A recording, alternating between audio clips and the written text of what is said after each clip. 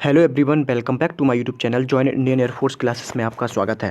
ठीक है फ्रेंड्स, आज का टॉपिक रहने वाला है आपका प्राचीन भारत। ठीक है, एंशियंट हिस्ट्री। ठीक है, इससे जितने भी मोस्ट इंपॉर्टेंट क्वेश्चन बनेंगे मैं इस वीडियो में डिस्कस करूंगा। और वीडियो 1, 2, 3 या 4 रहने वाली हैं। ठीक है, एक वीडियो में मैंने इसलिए कवर नहीं किया है क्योंकि वीडियो का जो टाइम ड्यूरेशन होता है वो ज़्यादा हो जाता है, जिससे बच्चे होते हैं थोड़ा उन्हें इरिटेट फील होने लगता है। ठीक है, तो फ्रेंड्स मैं आपको बता दूं प्राचीन भारत। ठीक है, तो आपका फर्स्ट पॉइंट है, पॉइंट बाय पॉइंट मैंने इस PDF में पॉइंट बाय पॉइंट लिखा है जो कुछ भी है। ठीक है, तो सभी मोस्ट इंपोर्टेंट क्वेश्चन है और आप नोट्स जरूर बनाइएगा। यह कोर्स अब आपका लगातार चलता रहेगा जब तक ये पूरा ख़त्म नहीं करा देंगे। ठीक है, तो फ्रेंड्स आज का फर्स्ट पॉइंट है आपका, भारत का सर्वप्राचीन धर्म ग्रंथ वेद है। ठीक है, भारत का सर्वप्राचीन धर्म ग्रंथ वेद है।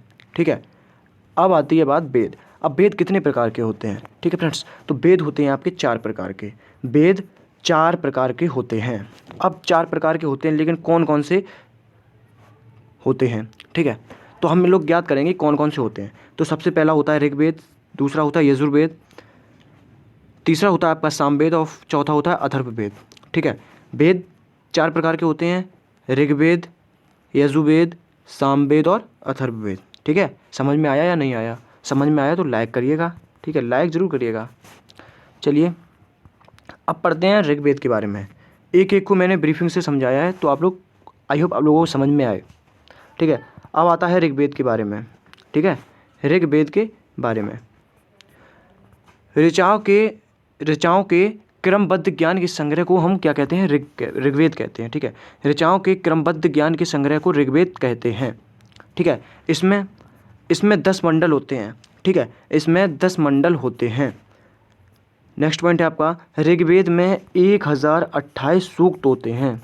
ठीक है, ऋग्वेद में 1028 सूक्त होते हैं। चलिए नेक्स्ट पॉइंट है आपका, ऋग्वेद में 10,462 ऋचाएँ होती हैं। ऋग्वेद में 10,462 ऋचाएँ होती हैं। फिर नेक्स्ट पॉइंट है आपका, इस वेद के रचनाओं के पढ़ने वाले ऋषि को होतु कहा कहते हैं। ठीक है, इस वेद के रचनाओं के पढ़ने वाले ऋषि को होतु कहते हैं। ठीक है, क्या कहते हैं? आपका होतु कहते हैं। होतु, जो ऋषि जो इनकी रचनाओं को पढ़ते हैं उन्हें क्या कहते हैं? होतु कहते हैं। ठीक है, समझ में आया होतु? फिर नेक्स्ट पॉइंट है आपका, विश्वामित्र द्वारा रचित ऋग्वेद के तीसरे मंडल। ठीक है, ऋग्वेद के तीसरे मंडल में सूर्य देवता, ठीक है, सूर्य देवता सावित्री को समर्पित एक गायत्री मंत्र है। ठीक है, कौन से मंडल में? तीसरे मंडल में। ठीक है, तीसरे मंडल में सूर्य देवता सावित्री को समर्पित गायत्री मंत्र है। ठीक है, फिर नेक्स्ट पॉइंट है आपका, इसके 9वें मंडल है, यहाँ पे थोड़ा मिस्टेक है, 9वें मंडल में देवता सोम का उल्लेख है। ठीक है, इसके 9वें मंडल में देवता सोम का उल्लेख है। ठीक है, चलिए नेक्स्ट पॉइंट है आपका, इसके 8वें मंडल की हस्तलिखित रचनाओं को खेल कहा जाता है। ठीक है, क्या कहा जाता है? खेल कहा जाता है। इसके 8वें मंडल की हस्तलिखित रचनाओं को क्या कहा जाता है? खेल कहा जाता है। ठीक है, खेल, यहाँ पे खेल है, खेल। ठीक है, खेल कहा जाता है। चलिए नेक्स्ट पॉइंट आपका, वामनावतार के 3 पंगों के आख्यान का प्राचीनतम स्रोत ऋग्वेद है। ठीक है, वामनावतार के 3 पंगों के आख्यान का प्राचीनतम स्रोत है ऋग्वेद। ठीक है, अब आता है यजुर्वेद के बारे में। यजुर्वेद का मतलब क्या है?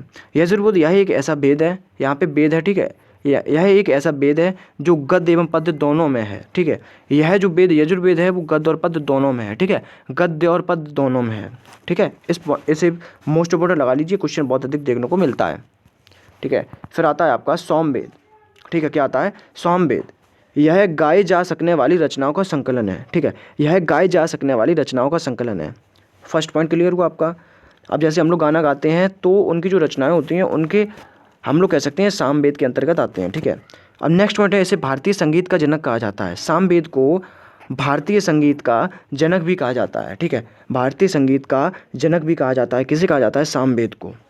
ठीक है, चलिए नेक्स्ट पॉइंट है आपका अथर्ववेद। ठीक है, अथर्ववेद, इसमें सभा एवं समति को प्रजापति की 2 पुत्रियां कहा गया है। ठीक है, सभा और समति को प्रजापति की, ठीक है, प्रजापति की 2 पुत्रियां कहा गया है। किसे? सभा और समती को। सभा और समती को प्रजापति की 2 पुत्रियां कहा गया है, ठीक है। चलिए नेक्स्ट क्वेश्चन है आपका। नेक्स्ट पॉइंट क्या है आपका? सबसे प्राचीन वेद ऋग्वेद एवं सबसे बाद का वेद अथर्ववेद है, ठीक है। सबसे प्राचीन वेद ऋग्वेद है। इसे भी बहुत ही ज़्यादा मोस्ट इंपोर्टेंट क्वेश्चन है ये आपका। सबसे प्राचीन वेद ऋग्वेद एवं सबसे बाद का वेद है अथर्ववेद, ठीक है। आई होप आपको पॉइंट समझ में आ रहे होंगे। फिर नेक्स्ट पॉइंट है आपका, वेदों को भली भांति समझने के लिए 6 वेदांगों की रचना की गई है, ठीक है। वेदों को भली भांति समझने के लिए 6 वेदांगों की रचना की गई है। अब 6 वेदांगों का नीचे ब्रीफिंग करके दिया हुआ है, ठीक है। क्या दिया गया है? कितने वेदांग हैं? 6 वेदांग हैं। और 6 वेदांग हैं कौन कौन से? सबसे पहले शिक्षा, फिर ज्योतिष, फिर कल्प, फिर व्याकरण, फिर निरुक्त तथा छंद, ठीक है। शिक्षा, ज्योतिष, कल्प, व्याकरण, निरुक्त तथा छंद, यह 6 क्या हैं? 6 हमारे हैं वेदांग। क्या हैं? वेदांग। आई होप आपको पॉइंट समझ में आ रहे होंगे, ठीक है। फिर आता है आपका नेक्स्ट पॉइंट अगला। भारतीय कथाओं का सबसे अच्छे विवरण पुराणों में मिलते हैं। भारतीय कथाओं का सबसे अच्छे विवरण पुराणों में मिलते हैं, ठीक है। ये भी आपको आई होप समझ में आ गया होगा, कोई समझाने योग्य नहीं है ये, ठीक है। फिर नेक्स्ट है आपका, इसके रचयिता लोमहर्ष अथवा इनके पुत्र उग्राश्रवा माने जाते हैं। किसके? ठीक है, इसके रचयिता लोमहर्ष अथवा इनके पुत्र उग्राश्रवा माने जाते हैं, ठीक है। चलिए नेक्स्ट पॉइंट है आपका। नेक्स्ट पॉइंट क्या है? शतपथ ब्राह्मण में स्त्री को पुरुष की अर्धांगिनी कहा गया है। ये बहुत मोस्ट इंपोर्टेंट क्वेश्चन देखा गया है, ठीक है। शतपथ ब्राह्मण में स्त्री को पुरुषों की अर्धांगिनी कहा गया है, ठीक है। फिर नेक्स्ट है आपका, नारद स्मृति गुप्त युग के विषय में जानकारी प्रदान करती है, ठीक है। कौन सी स्मृति? नारद स्मृति जो है वो गुप्त युग के विषय में जानकारी प्रदान करती है, ठीक है। चलिए नेक्स्ट क्वेश्चन। नेक्स्ट आपका पॉइंट है, जातक में बुद्ध की पुनर्जन्म की कहानी वर्णित है। जातक में बुद्ध की पुनर्जन्म की कहानी वर्णित है, ठीक है। आया समझ में? फिर नेक्स्ट पॉइंट है आपका, हीनयान का प्रमुख ग्रंथ है कथावस्तु। ये बहुत मोस्ट इंपोर्टेंट है, ठीक है। इसे भी आप स्टार लगा लीजिए। हीनयान का प्रमुख ग्रंथ कथावस्तु है। क्या है? कथावस्तु है। फिर नेक्स्ट पॉइंट है आपका, कथावस्तु में महात्मा बुद्ध का जीवन चरित्र अनेक कथा अंकों के साथ वर्णित है। कथावस्तु में महात्मा बुद्ध का जीवन जो है, जीवन चरित्र है, जीवन परिचय है, अनेक कथांकों के साथ वर्णित है, ठीक है। चलिए नेक्स्ट पॉइंट है आपका, अर्थशास्त्र के लेखक कौन है? चाणक्य हैं, ठीक है। अर्थशास्त्र के लेखक कौन है? चाणक्य हैं। फर्स्ट ऑप्शन है आपका। नेक्स्ट पॉइंट है आपका, पतंजलि पुष्यमित्र शुंग के पुरोहित थे। पतंजलि जो थे वो पुष्यमित्र शुंग के पुरोहित थे। फिर उसके बाद है, इनके महाभाष्य से रंगों के इतिहास का पता चलता था, ठीक है। इनके महाभाष्य से रंगों के इतिहास का पता चलता था, ठीक है। आई होप आपको समझ में आ रही होगी वीडियो भी और पॉइंट भी। फिर आते हैं कुछ महत्वपूर्ण लेखक और आपके यात्री, ठीक है। कौन कौन भारत आया, ठीक है। अब बात अगर लेखक और यात्रियों की बात आती है तो सबसे पहला स्थान देते हैं हम टेसियस को, ठीक है। टेसियस यह एक ईरान का राजवैद्य था, ठीक है। यह एक ईरान का राजवैद्य था। भारत के संबंध में इसका विवरण आश्चर्यजनक कहानियों से परिपूर्ण होने के कारण अविश्वसनीय है, ठीक है। इसका मतलब कोई पुख्ता सबूत नहीं मिल पाया है कि इसके बारे में क्या क्या इसने किया है, ठीक है। तो इसका कोई पुख्ता सबूत नहीं मिल पाया है, इसलिए इसका जो है विवरण जो है, कहानियों का विवरण है वो अविश्वसनीय है, मतलब विश्वास करने योग्य नहीं है। वो गलत सलत भी लिख सकता था, ठीक है। फिर आते हैं नेक्स्ट आपके हेरोडोट्स, ठीक है। कौन है? हेरोडोट्स। अब हेरोडोट्स नाम सुन के आपको पता चला होगा कि इन्हें इतिहास का पिता भी कहा जाता है, ठीक है। इसे इतिहास का पिता भी कहा जाता है। इसने अपनी पुस्तक हिस्टोरिका, इस पुस्तक को थोड़ा आप हाईलाइट कर लीजिए, इस पुस्तक को थोड़ा हाईलाइट कर लीजिए आप, इस पुस्तक को थोड़ा हाईलाइट कर लीजिए, ठीक है। हिस्टोरिका में 5वीं शताब्दी ईसा पूर्व के भारत के संबंध का वर्णन किया है, ठीक है। परंतु इसका विवरण भी अफवाहों पर आधारित है।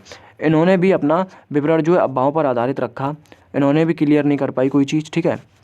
तो हेरोडोट्स, बस इतना आप याद कर लीजिए कि इसमें इसे इतिहास का पिता कहा जाता है और इनकी पुस्तक हिस्टोरिका है, ठीक है।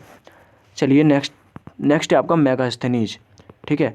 मेगास्थनीज मेगास्थनीज यह सेल्यूकस निकेटर, ठीक है, यह सेल्यूकस निकेटर का राजदूत था जो चंद्रगुप्त मौर्य के राज दरबार में आया था। इसने अपनी पुस्तक इंडिका में मौर्ययुगीन समाज एवं संस्कृति के विषय में लिखा है, ठीक है। इसने अपनी पुस्तक इंडिका में मौर्ययुगीन समाज एवं संस्कृति के विषय में लिखा है। मेगास्थनीज की पुस्तक कौन सी है? इंडिका, ठीक है। ये क्वेश्चन आपको बहुत ही ज़्यादा देखने को मिलता है, प्रैक्टिस सेट आप लगाएंगे तो आपको पता चलेगा कि मेगास्थनीज की पुस्तक इंडिका कितनी बार आता है, कितने प्रैक्टिस सेट में बार बार रिपीट होता है, ठीक है। फिर आता है आपका डाइमेकस, ठीक है। अब आता है डाइमेकस, ठीक है। यह एक सीरियन, यहाँ पे थोड़ा मिस्टेक है, सीरियन नरेश एंटियोकस का राजदूत था, ठीक है। यह सीरियन नरेश एंटियोकस का राजदूत था जो बिंदुसार के राज दरबार में आया था। इसका विवरण भी मौर्य युग से संबंधित है, डाइमेकस का, ठीक है। यह सीरियन नरेश एंटियोकस का राजदूत था और जो बिंदुसार के दरबार में आया था, और इसका विवरण मौर्य युग से संबंधित है। फिर आता है नेक्स्ट, यह चीनी यात्री हैं फाहियान और ह्वेनसांग और संयुगन और इत्सिंग, 4 लोग आए थे, ठीक है। अब पढ़ते हैं फाहियान के बारे में, ठीक है। यह एक चीनी लेखक है, ठीक है। यह गुप्त नरेश चंद्रगुप्त द्वितीय के दरबार में भारत आया था, ठीक है। इसने अपने विवरण में मध्य प्रदेश के समाज एवं संस्कृति के बारे में वर्णन किया है। इसने मध्य प्रदेश की जनता को सुखी एवं समृद्ध बताया है, ठीक है। ठीक है, आया होगा आपको समझ में। फिर आता है आपका संयुगन और इत्सिंग। अब संयुगन के बारे में थोड़ा पढ़ते हैं। ये कैसा बंदा था? तो यह 518 ईस्वी में भारत आया, ठीक है। यह 518 ईस्वी में भारत आया। इसने अपने 3 वर्षों की यात्रा में बौद्ध धर्म की प्राप्तियाँ एकत्रित की, ठीक है। इसने जब से आया घूमने तब से यह बौद्ध धर्म के पूजा पाठ में लग गया और इसने प्राप्तियाँ एकत्रित की, ठीक है। फिर आता है नेक्स्ट आपका इत्सिंग। ये भी एक चीनी यात्री है, ठीक है। यह 7वीं शताब्दी के अंत में भारत आया। इसने अपने विवरण में नालंदा विश्वविद्यालय, ये बहुत मोस्ट इंपॉर्टेंट है, नालंदा विश्वविद्यालय, विक्रमशिला विश्वविद्यालय तथा अपने समाज के भारत का वर्णन किया। अपने समय के भारत का वर्णन किया कि उस समय में भारत कैसा था, कैसा गरीब देश था, अमीर देश था या मतलब मॉडरेट था, ठीक है। तो इत्सिंग ने यह 7वीं शताब्दी के अंत में भारत आए और इन्होंने नालंदा विश्वविद्यालय, विक्रमशिला विश्वविद्यालय और अपने समय में भारत का वर्णन किया, ठीक है। फिर आता है आपका नेक्स्ट है आपके अलबरूनी। अरबी लेखक अलबरूनी महमूद गजनवी के साथ भारत आया था। अरबी में लिखी गई उनकी कृति, ये कृति बहुत मोस्ट इंपोर्टेंट है आपकी, किताबुल हिंद और तहकीक हिंद, ठीक है। किताबुल हिंद और तहकीक हिंद, यह मोस्ट इंपोर्टेंट कृति है उनकी, आज भी इतिहासकारों के लिए एक महत्वपूर्ण स्रोत है। यह एक विस्तृत ग्रंथ है, ठीक है, जो धर्म और दर्शन, त्योहार, खगोल विज्ञान, रीति रिवाज तथा प्रथाओं पर सुंदर प्रकाश डालता है, ठीक है। तहकीक हिंद और किताबुल हिंद, ठीक है, ये 2 अलबरूनी की कृति थी, ठीक है, 2 कृति थी, मोस्ट इंपोर्टेंट है, क्वेश्चन लगा लीजिए आपका, ये क्वेश्चन आपको एग्जाम में देखने को मिलता है, ठीक है। फिर आते हैं आपके इब्न बतूता आते हैं। अब इन्होंने क्या किया, ये महाशय कैसे थे? तो इसके द्वारा अरबी भाषा में लिखा गया उसका यात्रा वृत्तांत, जिसे हम रिहला कहते हैं, ठीक है, क्या कहते हैं? रिहला।